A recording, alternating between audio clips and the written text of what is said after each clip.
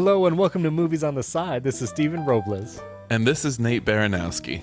And we are trying our very first video episode. So if you are listening on your podcast player, you should go to youtube.com, and we don't have a short URL, so it's going to be a bunch of random letters and numbers. But we will put the link in the podcast description so you can watch this video there. But yeah, we're going to talk about Spider-Man: No Way Home. You know, I didn't even look up the colon. Is there a colon? Yeah, there is. There is a colon. In fact, there's a dash. Spider-Man: No Way Home. So, first of all, listeners, if you would like to see more of an extremely tired Nate and myself, because we're recording literally on Christmas Eve. So early. It's so early. Why did we think this was a good idea? Hey, let's let people look at our faces. I asked what time. I asked what for time. For those who are watching it in video right now, go to your YouTube player if you're listening to this on a podcast, and you can see at this moment, here's what I usually look like. Nate just blearily took a drink of coffee and has zero expression on his face. I did that for the audio listeners.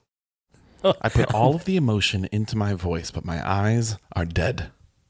Yeah, but you can't do that if we're going to do video. I know. I have to be expressive. You got to be expressive.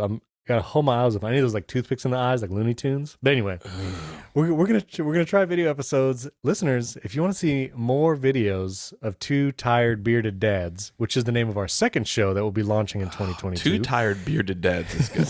Dude, that's a pretty good title. I need to buy that domain real quick. Okay, two tired bearded dads. Yeah, let us know. You tweet at us. We're on Instagram really, so go to @moviesontheside and let us know. But we're gonna talk about Spider-Man: No Way Home. Nate, there's no way to talk about this movie without talking about spoilers. And right. So in a wild turn of events, I'm going to suggest we do the Rotten Tomatoes. We literally rate this movie, and then we just talk all the spoilers. And so if you have not seen it yet and you don't want to be spoiled, you'll have about 3 minutes of content, as they say. And then we're going Premium gold uncut content. That's right. Now, Nate, you have alluded that you are not super into this movie, which has me very concerned. But I would like you to guess the Rotten Tomatoes score, because I think the Rotten Tomatoes score is on my side here. I mean, I'm going to say critics are like 94%. You nailed it, Nate. Our first video episode, you have nailed the critic score. I'm showing up. 94%. But what do you think audience gave this movie? 99. You nailed it again. Are you kidding me? Did you know? You didn't look at this, right? No, I did not. Oh my I feel goodness. it. I feel it. You feel it. It's like your spider sense. It's the spider tingle. My spidal sense. See, I'm not going to be able to edit this as much either. So any verbal slips, I don't know what you call that. Verbal errors, fumbles. They're all going to be in. Nate, you just nailed for the first time ever. This is providence. This is serendipity. So good. Serendipitous. All right, so I think it's like I'm from another universe. No spoilers. You can't do any spoilers yet. No spoilers. Nate also has a Doctor Strange virtual background, which I'm a little jealous of. I might have to get a virtual background next time. It's quite good. Good. We need to rate this movie on a scale of 0 to 5. I didn't think at all about what small object to choose. 0 to 5, not the bracelet Web thing. blasters? Nope, I got it. 0 to 5 goatee kits. Because no spoilers, but there's a moment when it is revealed that Doctor Strange has a Just for Men gel like goatee kit in the basement. Oh man, I don't remember that at all. Okay, You've seen this movie twice. I've seen this movie twice. Oh, we should talk about that too. This is probably the second or third movie ever in my life that I have seen in the theaters twice. I went with my entire family went to see this, Nate. This is like the second time ever for that as well. We all went to the movie theater at 11:30 in the morning and all watched Spider-Man: No Way Home. And then I went $120. And then it was very expensive. and then I went again another day. I went on Sunday. So I went Friday morning and Sunday evening, and I saw it a second time because I wanted to, for the first time, Nate, I wanted to be a part of the zeitgeist of this movie. That's not your typical move. It's not my MO. It's not typical, but I wanted to cheer. I literally wanted to make my voice heard in support of moments in this movie. And so I did that. I went twice. I do have to say, I think maybe at this point in time, I think you could still get it around Christmas time if you go to the theater. And I know it's a little bit dodgy with Omicron out there and what a full theater actually means for it. Omicron did not affect Florida theaters at all. Let me just say. Oh, it didn't even get down there. Every showing was sold out. Every showing for this movie was sold out. So putting that all aside and pretending for a second for our posterity that we are not in the middle of a pandemic, being in a theater where people cheer and clap, it is like seeing Endgame in theaters. Those are probably my two favorite theater moments. And there is something about being around for the gasp and the cheer that is like, it is electrifying. Yes. Yes, it was. It was worth it. I almost thought about seeing it a third time, but I felt like 2 is enough. Like I imagined myself sitting in the theater a third time watching the same movie, and I was like, no, I'll wait. I want to be.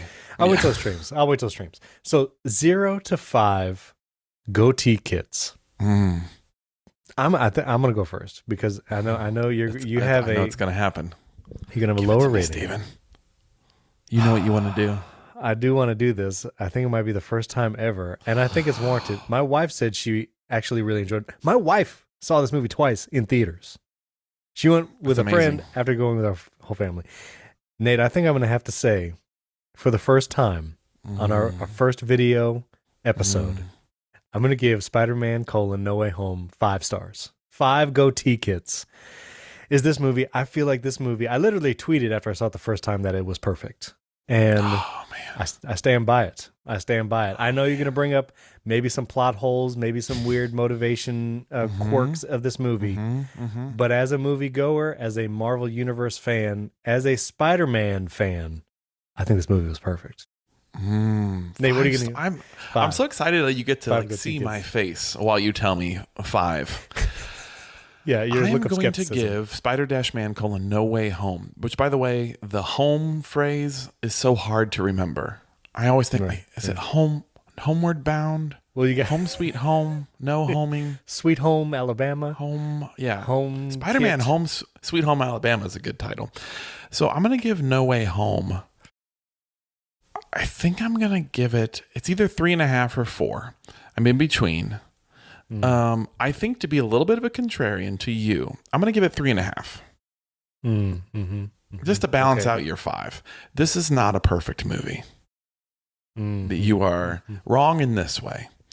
It is truly a really fun movie, though. Yes. Like, it is what comic book movies always want to be, sometimes hit, sometimes miss. It is that magical, I'm just here for a good time Spider-Man movie. Yes. Minus the bad times. Okay. In the movie. All right, now here's the moment, listeners and viewers. I'm going to insert, I'm not going to do any editing for this episode, but I will put a whoosh, a foghorn sound in right now. And that foghorn means there are going to be spoilers if you continue listening to this episode. Lots and lots of spoilers. So you can pause it, save this show, and come back after you've seen it if you don't want to be spoiled. But now, come the spoilers. Here we go. Foghorn. Okay. Nate, I don't know where to begin, but this movie had so much emotional energy. You know, the nostalgia was one thing. Let me just say this. I'll just say right off the top of the bat. Seeing Tobey Maguire in this movie as an older, mature, fatherly Spider-Man to Andrew Garfield and Tom Holland. Youth pastor Spider-Man. That was one of the best lines. My entire family laughed. This movie's also very funny. Lots of quips. Loved it. Something about seeing Tobey Maguire was so inspiring in a strange way, like the way he interacts with these younger Spider-Men.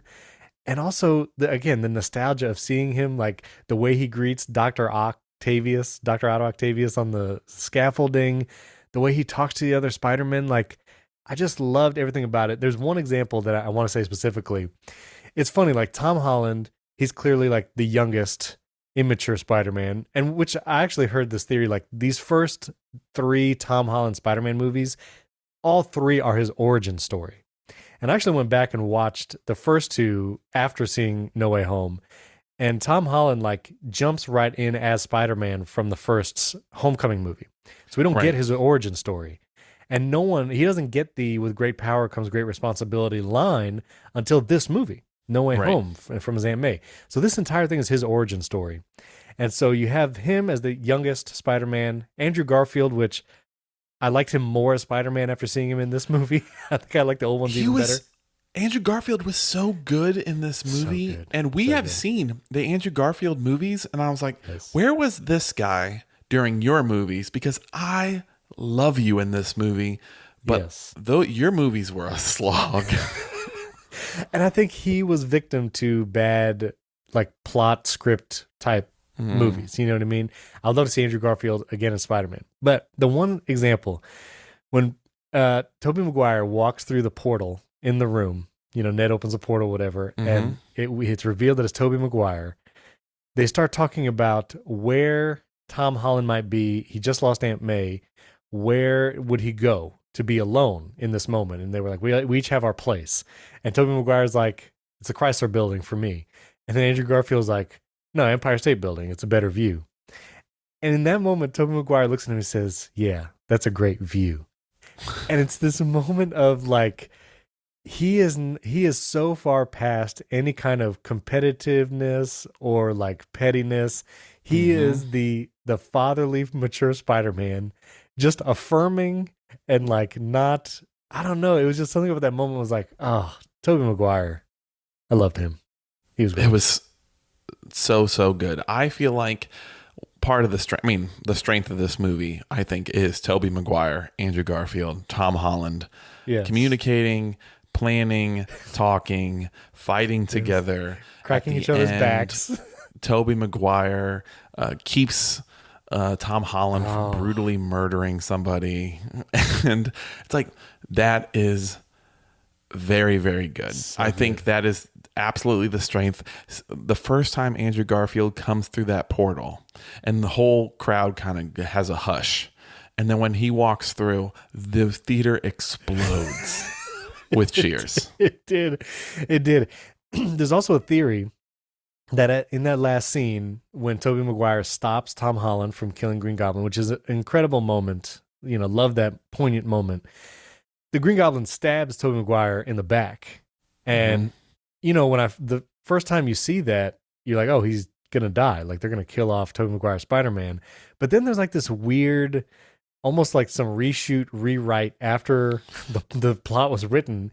And Tobey Maguire's like, oh, I've been stabbed before. I'll be fine. I'm fine. And there's this implication that he's not going to die. I have heard a rumor that the original plan was to kill off Tobey Maguire as like a final sacrifice thing. They should have. But the three Spider-Man work so well together that they might want to put them in another movie as all three, and so they wanted to save it. They wanted to save Tobey Maguire. So it was a little weird. I'll give you that. I could have used a Tobey Maguire sacrifice. Him sacrificing himself, and in some ways, kind of being Uncle Ben to the new Spider-Man is like beautiful cyclical storytelling. Oh man, it would have been so heart-wrenching. I mean, that would have been the biggest emotional play of the movie. But I also want to say this movie is so good at emotion. Okay, let me ask you this. No, Tom Holland, if you're going to ask, yes, go ahead. Aunt May dies in this movie. Yes. And Tom Holland has to do the scene where he is holding his Aunt May and she dies, and then he's got to cry. He's got to show emotion. He's got to show depth. Yeah. Well, how do you think he did? Was he like Justin Timberlake in that movie Time? No. Or did he do better? No. Did he do better? He was I thought his cry was good. I thought he had a good cry. Yeah, I believed him. I don't believe in that moment. Like, you don't believe it would happen? No, I just don't. But like the Aunt May dying moment, when it comes to characters dying that will like be an impetus for the hero or will like be part of the thing, and her saying the great power comes great responsibility is very cool. Like as far as like, oh, in this universe, your Uncle Ben isn't the one who said it to you. Right, because he doesn't even have an Uncle May. Ben. There was only Aunt May. So anyway, yeah. Right. So I just felt like the movie at that point in time was trying to get me to have a big emotional response.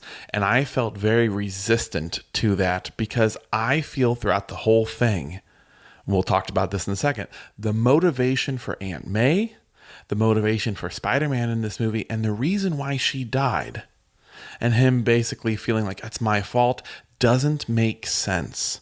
And if you don't have the motivations make sense when it comes to the death scene, I think, well, why do you have to die in this way? And also, I'm not sure if Marissa Tomei's Aunt May is a character that I personally felt connected to as like, oh, this nurturing Aunt May figure. She was kind of more of a comical, with happy, that fun part of the story. I just don't think it had the same weight. Now, Tobey Maguire. If Tobey Maguire had said with great power comes great responsibility to Tom Holland, and he was the one who brought it over from his universe and kind of did that even somewhat earlier on. I'm not even sure if I needed him in the final fight scene. I think that would have having a scene with Tobey Maguire dying, I think would have had a lot more of an emotional impact on me. Yeah, but I don't think Spider-Man can tell himself that. Like it has to be Uncle Ben or Aunt May. Right. And, I just the way comic books work. I'm not an expert here. Josh, let us know. But no, I think I get the motivation. So not every, but all the old villains from the different Spider-Man universes come back, which is amazing. I think Willem Dafoe as the Green Goblin in this movie is the best. So good. Is so good.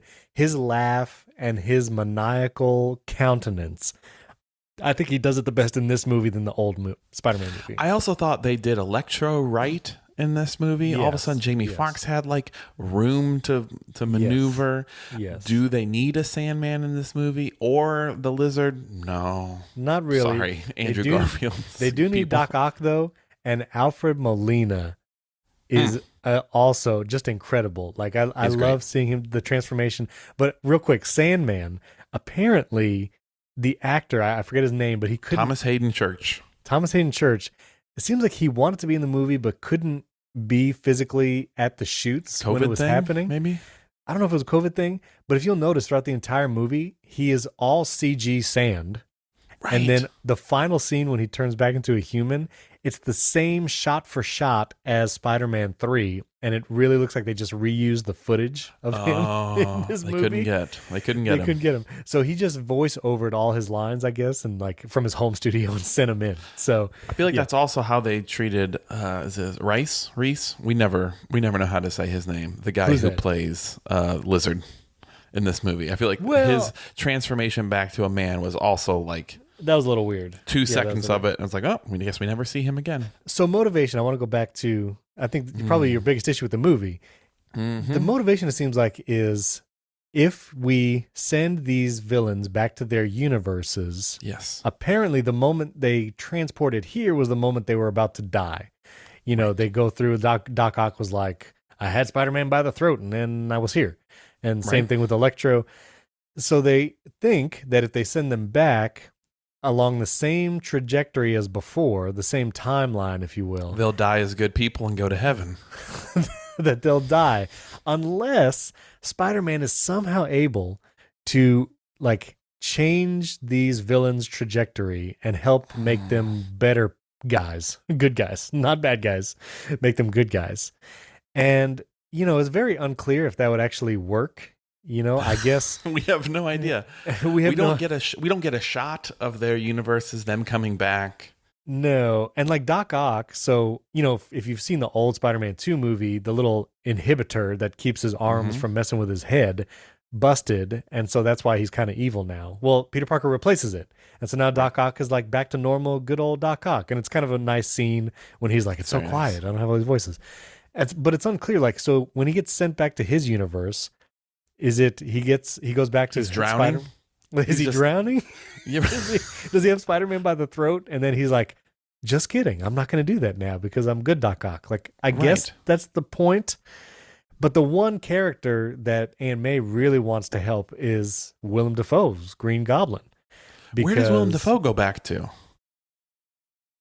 That's a good question. I mean, they all thought he was dead. Like Doc Ock said he died.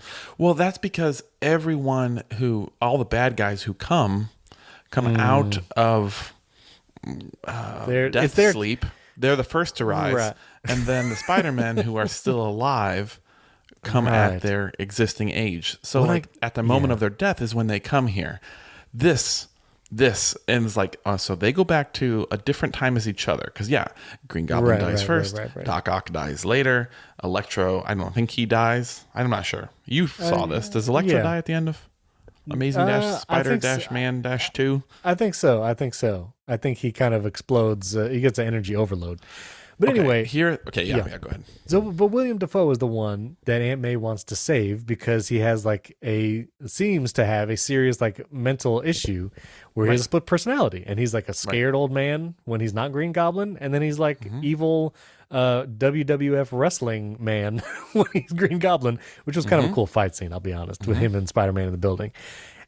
And that's the one, I guess they do end up helping. Like they do get him the cure, and I guess the Green Goblin is gone after they inject him.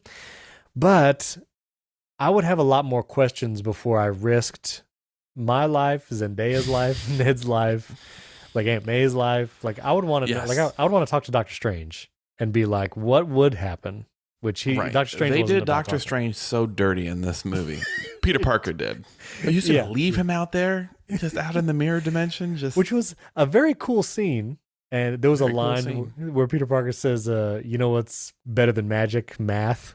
And my wife turns to all my kids who she homeschools and See? teaches math See? all the time. She's like, math. If you- See, if you want told to be Spider-Man, you got to know math.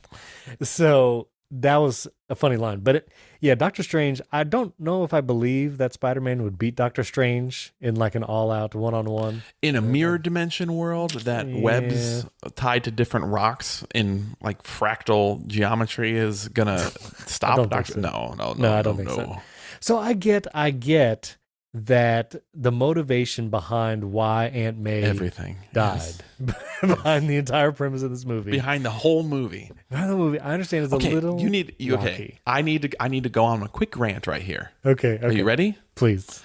The multiverse, I believe, as it's set up, is that there are infinite universes, right? That's right. That's right. So in every universe, there's not just 3 like we see, there's not just Andrew Garfield's, Tobey Right. Maguire's, There's and Tom infinite- Holland. infinite There's number. infinite. There's infinite actual people that look like Tom Holland. It's everywhere. Yeah, sure. The kind of understanding of the multiverse where people come to your universe from their universe, you let them do such damage to your universe. Instead of just sending them back, you did not save all the Green Goblins. You saved one of a bajillion of infinite Green Goblins. And the idea that everyone is just on board with like, well, let's just save them. Let's save these guys before they go back. Maybe this is a heartless thing to say, and I feel like you would usually play this role. But my thought was like, they made their choices in their universe. You are not killing them. You're just sending them right back to where they came from. That's Doctor Strange's whole argument. That's what you're saying. Thing. basically. Like, Yeah. listen, like they are one of a bajillion. They come here. If there were 600 Electros that came to your universe, the point should be press the button on the box, send them all back. Maybe that makes me universe centric to my own universe. Yeah, but I'm yeah, not yeah. going to risk the people of my universe to like give a second chance to guys who I believe were going to die as soon as they went back. And there is something about that whole thing of going, it's not, I mean, it's Yes, it is sort of your guys' fault that they came here, but you didn't actually hurt these bad guys. You have no moral responsibility to like fix them and send them back to the moment they die.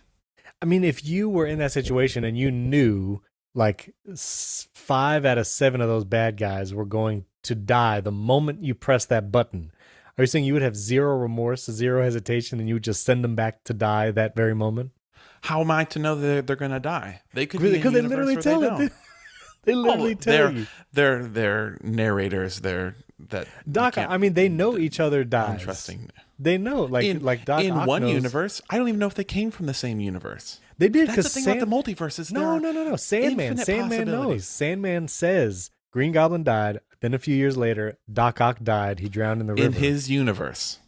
All three of them are in the same universe. There could be 1 bajillion Sandmen and 1 bajillion universes. Here's why I give it a pass. Because I think the motivation for saving them is weaker than the question the movie asks about basically determination. Like, are these, like Doctor Strange says, this is their fate. And that's, posing the question, is their future determined? Or would they be able to exercise some kind of free will and change their trajectory? And that's the opposition that Tom Holland has to Doctor Strange. Right. And, Tom Holland's like, I think we can change them. I think their destiny can change. Now, interestingly, not all of them. I think Electro, he's still probably, I mean, in the end, he's still. You took away his power. And you took away his power. I feel like he has might, no excuse. I feel like he might turn bad again. But I think that's what the movie is saying, that you have a choice. Like the movie is basically saying sending them back, saving them and sending them back could be dooming 30 other people in their universe when they when Electro ends up killing Nate, thousands of people. Nate, but you are taking Thanos' side here, Nate. You're basically saying kill these bad guys. I agree. No, listen, I agree with the fun and motivating concept of a hero is I'm going to give people a chance to choose good. And I'm going to give even villains, which is the whole Spider-Man thing, is I'm trying to help them. I'm not trying to kill them. Right.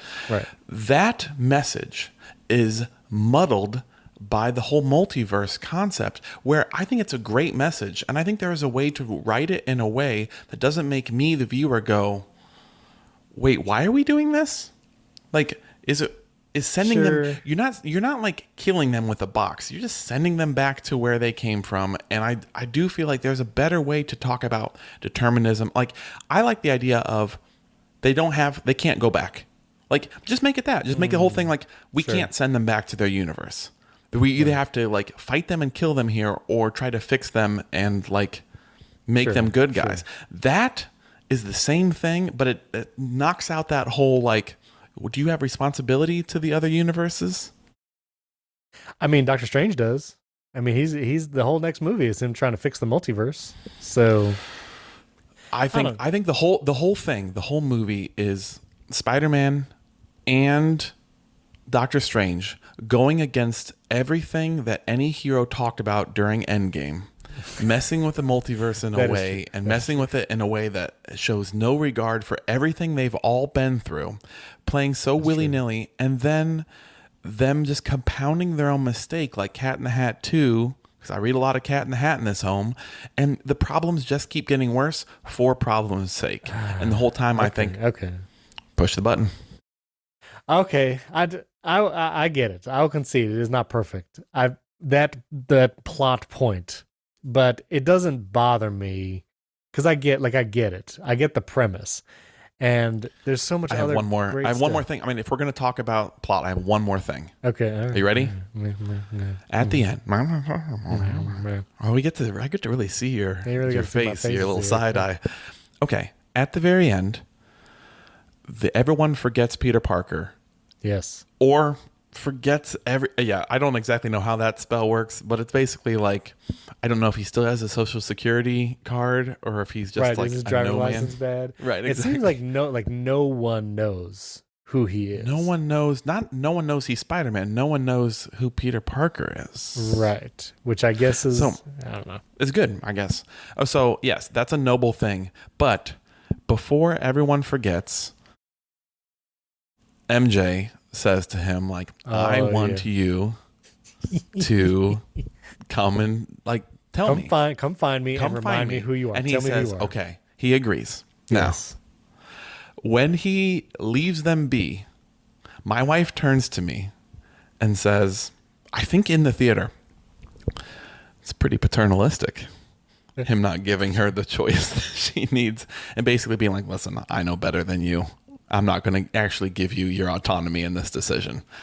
So, okay. All I'm saying is, does he have, I mean, obviously it probably means he's going to tell them in a later movie and he's just giving them a little bit of time to have normal lives. But maybe if everyone forgot who Stephen Robles was and your wife said, listen, come find me once I forget about you and tell me that we have kids and a family. Yeah, I mean, you're a superhero in this. If it's a spouse with kids, I think it's different.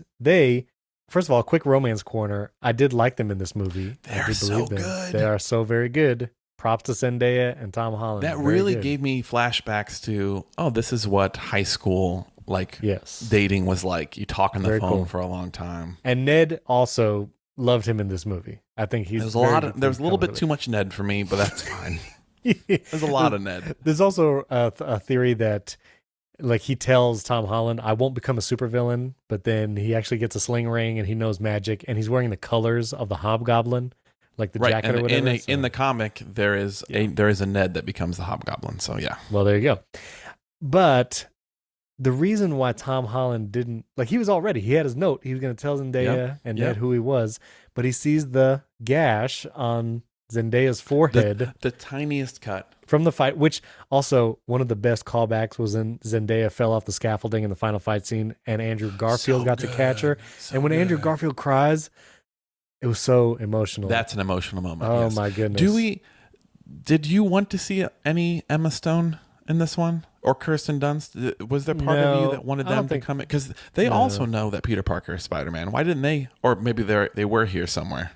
They might have just, they went to a coffee shop. They were like, you know what, I'm just going to take it easy. We're going to stay out of this one. But also, okay, so real quick. Yes, I understand, like, he promised her, like, they made an agreement. Maybe he should have told her. And I feel like if he would have could he have fulfilled his agreement by just saying, listen, we've been dating the last 3 years and I'm actually Spider-Man and you just forgot it all. And just let her think he's crazy. Would that have fulfilled the agreement? How about this agreement? Hey, you have to come find me and tell me you're Spider-Man. Actually, I probably shouldn't because it puts you in danger. And she could be really mad at him for 5 seconds. But I feel like it's a little Tom Holland, a little Peter Parker not being great is him basically being like, I want the emotional moment and the romantic kiss of, don't worry, our love will last even after you've forgotten me. But no, well, I'm going to also have my cake and eat it too. First of all, the ending scene is he sees them happy. Yeah, and it's great acting by Tom Holland. There's a lot of, like, close-ups of his face and the realizations that he's making. Like, great acting. But I think he realizes for the first time that them knowing who he is going to hurt them. And I don't think he was wrestling with that idea when he was saying goodbye to Zendaya at the Statue of Liberty. And I think being confronted with this wound on Zendaya and she's saying this line, like, it doesn't hurt anymore, which is, like, so metaphorical and literal. It's like, yeah, how could he drag her back into that when she's going to MIT? And it's not like never. He might still, like you're saying, go back to her and try to explain himself for a future to her. Movie. But let her graduate from Tobey MIT Maguire. first. Yeah, let her do that. But one other scene I just have to say, the scene on the rooftop when all three, the Andrew Garfield and Tobey Maguire, try to comfort Tom Holland after he just lost Aunt May, is one of the most incredible scenes, I think, in the MCU.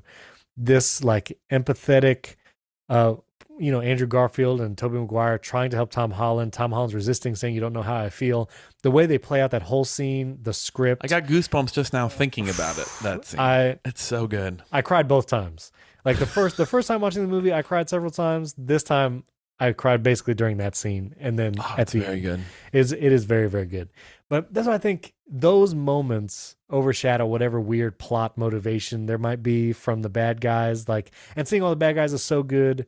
Again, Alfred Molina, amazing. William Dafoe, Jamie Foxx, like they were all great. So I don't think it doesn't take it I away just get a from me. little I just get a little mad that this movie has it. Like it has the X factor in so many ways. It plays Yes, nostalgia yes. up in a way that's like, man, I care about Andrew Garfield, and I've never cared about Andrew Garfield. So true. It's And so like true. it's like, man, Tobey Maguire is like, it's so good to see you, as if I haven't seen him for a while, which is probably true because I don't know the last time I've seen Tobey Maguire in a movie. Oh, I was thinking about that. Like, what was the last movie he was in? Because I haven't seen him in forever. Seabiscuit? I don't even know. Yeah, maybe. Okay. But like, it's so good that I do feel like just be a little bit more smart with the multiverse, and you could land this movie and make it so, so great. Now, if you don't care about plot, if you don't care about motivation, there's so much fun action. Tom Holland is great. If you didn't like Aunt May that much, she dies in it, so you get what you want. You get what you need. But like, no, she's fine. Like the moment with Happy, like Happy's nice in this movie. I love him in his CPAP machine. Like, So that was hilarious. it's got a lot of like fun moments, and the callback to all the bad guys is very good. I just feel like it wouldn't take that much tweaking to make this movie make sense, make the motivations make sense plot wise, and really make me feel like Spider-Man makes good decisions instead of decisions that I go, wait, what? Why are you doing that? Like the chemistry is great between him and Zendaya. The bad guys are great. The Spider-Man is great. Maybe don't need Sandman and Lizard, but regardless, like it's fine. I thought Doctor Strange is great. Like him sort of being like irresponsible Tony Stark like figure is really good. Mirror Dimension, all that's very fun. I just wish it was packaged in a way that made sense as a movie. Okay. Well, I was fine with it. I feel like there's so many emotional moments, the way, like so many lessons. I don't know. It was worth it. I don't think I asked you about the Aunt May death scene. Did you find that impactful? You've seen it twice. It was impactful.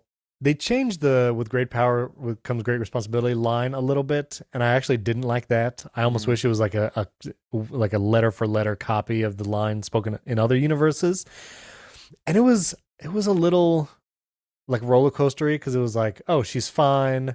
Wait a minute, was she stabbed? And then like maybe it was just a little long. If they would have maybe compressed that scene a little bit and we get more of Spider-Man like brooding on top of the school, that might have helped that scene a little bit because it was just very long. But I was impressed with Tom Holland's ability to communicate the emotion in that moment. I will say, Tobey Maguire, he has not done a lot of stuff. He was in The Great Gatsby in 2013, some random TV series in 2014. He was a voice in Boss Baby, and then he was in Spider-Man No Way Home. So he took some years off. He took some years off, but man, he's pretty much set. I think he's fine. He doesn't have to do movies if he doesn't want to. Last thing I think it's really great they brought them back in. Is there anyone from the other Spider-Man movies you would have loved to see enter this universe? Bryce Dallas Howard. But I love just the character of Tobey Maguire. I had to think in my head, has she ever been in the MCU? Because usually Spider-Man for 3. most actors, the answer is, well, maybe. It is. But I do the post-credit scenes. Well, one was just a trailer for Doctor Strange Multiverse of Madness, which I'm going to see that. But Venom appears like he will be in future Spider-Man movies through the other post-credit scene. And so I'm all about that. I really would love to see Venom, which, by the way, did you see the Venom Carnage movie recently? No. Remember I was grossed out by the first Venom one, and I was like, I don't know if I'm ready for grossness number 2. It's a little less gross. It's PG-13 instead of R, but I don't recommend. It's really not that great. But anyway, I think they brought back the right people. It's just Alfred Molina, man. I hope he's in it again. Like just that moment with him and Tobey Maguire on the thing. He's it's quite like, good. oh, so good. And Tobey Maguire was inspiring. Like his personality. Yes. And like when Dr. Ock is like, how are you doing, boy? And he's like, trying to do better. Like just all his responses to every question was so good. And the little quip when Andrew Garfield was down on himself and Tobey Maguire's like, you're amazing. Like good pull from the movie titles that he was in, but also like, yeah, very nice. So anyway, all right. Well, listeners, let us know, what did you think of Spider-Man No Way Home? Also, let us know, what did you think of seeing us on video? Because I would love to know if you would like to see more tired, bearded dads at 6 a.m. We can do it now. We've learned how to do it. Ooh. So we won't do that early again, probably. But comment on our Instagram. We are at Movies on the Side. Let us know what you thought there. If you haven't yet, give us a 5-star rating and review in Apple Podcasts. And overall, just thanks all of you for the great support over the last several years. Happy New Year. This is probably our last episode for the... Yeah, it is the last episode for the year. And just thank you all for listening and now watching. And we also got some fun stuff planned for the next year. We actually have a couple guests already said that they will come on the show again, some returning guests, so very exciting. And And if you want some Mott's merch, that's what I'm wearing right now. I figured on the first video episode, I should represent. You can go to mottsfam.com, get yourself some merch. All right, Nate. Catch you later. Are we going to say as we always say? No. Apparently. Oh my goodness. I don't know what to do because we're doing video. Okay, sorry. So you can support the show at patreon.com/movies on the side. And as we always say, Max was like the sweetest guy ever before he fell into a pool of electrical eels. That'll do it. Yeah, that'll do it. You got to watch where you step.